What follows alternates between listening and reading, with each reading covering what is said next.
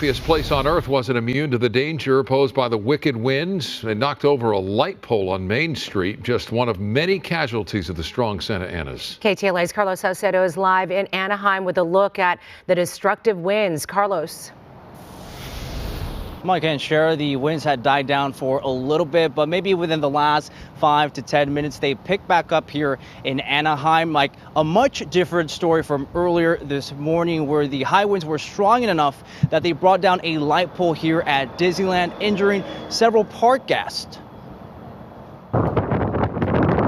The howling winds made for a gusty Monday throughout Southern California. At the happiest place on earth, the fierce winds caused a light pole to topple over on Main Street, injuring 3 people. One Disney park guest was hospitalized with serious injuries, while 2 others were treated for minor injuries on site. It was gusting pretty good. It was pretty windy. It was gusty. There was dust everywhere. The trees were moving. It was quite intense.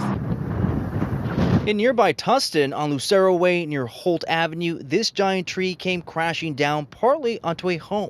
Aerial footage from Sky 5 showing the exposed roots. The homeowner walked away unscathed. I heard something shake the whole house, and it was loud as hell.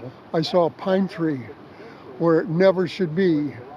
So I knew then the pine tree has fallen. Heavy winds actually knocking it down. It is reinforced masonry, but nonetheless, look at the damage it has caused here, throwing debris out into the street. This is what's left of a historic structure in Riverside, reduced to a pile of rubble in the 2900 block of Mission Inn Avenue.